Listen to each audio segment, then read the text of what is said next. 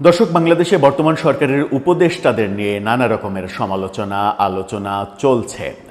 তিনটি রাজনৈতিক দল থেকে বিভিন্নভাবে সরকারকে অভিযোগ জানানো হয়েছে যে এই উপদেষ্টা ওই দলের পারপাস সার্ভ করছে, ওই উপদেষ্টা ওই দলের পারপাস সার্ভ করছে।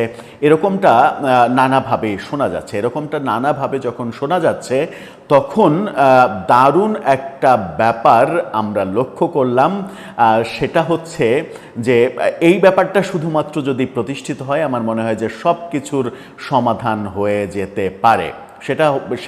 সেটার দাবি জানানো হয়েছে। সেই দাবিটা হচ্ছে এই উপদেষ্টারা আগামীতে নির্বাচনে প্রার্থী হতে পারবেন কি পারবেন না, এই ব্যাপারে চমৎকার একটা তত্ত্ব এসেছে। সেই তত্ত্ব বিশ্লেষণ করলেই আমার মনে হয় যে একটা সমাধান খুঁজে পাওয়া সম্ভব। সরকার যদি শুধুমাত্র এই ব্যাপারটাই ঘোষণা করে তাহলে সব সমস্যার সমাধান হয়ে যাওয়ার একটা সম্ভাবনা রয়েছে। কি দাবি আসলো, সরকার আদৌ এই দাবির প্রতি কর্ণপাত করবে কিনা একটু বোঝার চেষ্টা করব। আপনারাও সেই ব্যাপারে একটা জনমত তৈরি করে সরকারকে একটা ইনফরমেশন নিশ্চয়ই দিতে পারেন। সরকারের সেই ক্ষেত্রে সিদ্ধান্ত গ্রহণ করতে সুবিধা হতেও পারে। থাকবেন পলিটিক্স টিভির নিয়মিত আয়োজনে।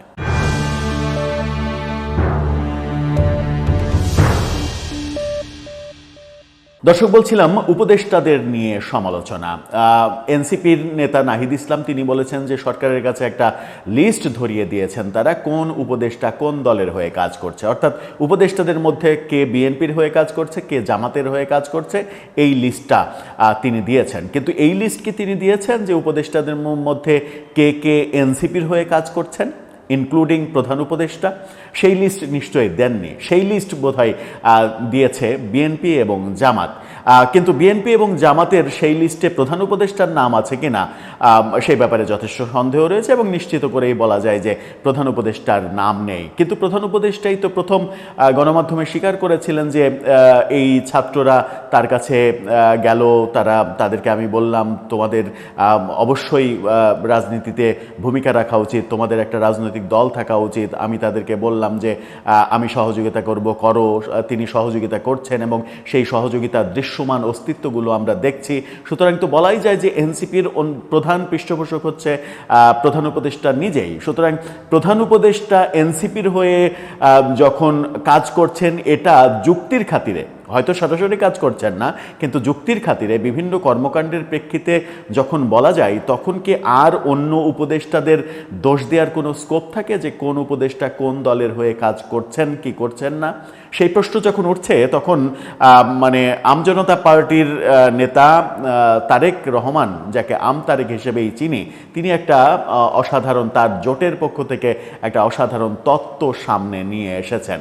সেই তত্ত্ব নিয়ে ৭১ টেলিভিশন যে শিরোনামটা করেছে সেই শিরোনামটা আপনারা দেখে নিতে পারেন। সেখানে বলা হচ্ছে উপদেষ্টারা প্রার্থী হতে পারবে না, দাবি নাগরিক জোটের। আমার মনে হয় যে উপদেষ্টারা আগামী নির্বাচনে প্রার্থী হতে পারবে না যারা উপদেষ্টা ছিলেন কিংবা এখন নেই কিংবা পরবর্তীতে থাকবেন না নির্বাচনের আগেও, তাদের কেউই আগামী নির্বাচনে প্রার্থী হতে পারবেন না।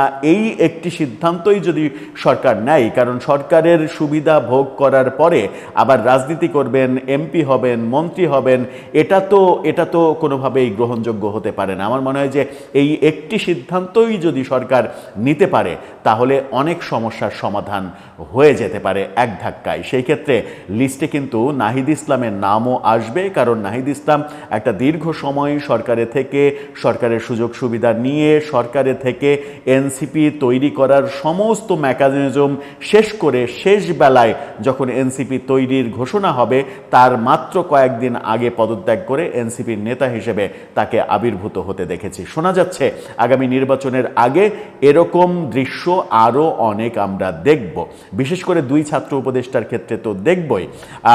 সেই কারণেই এই তারেক রহমান সম্ভবত এই দাবিটা করলেন। কি বলছেন তিনি?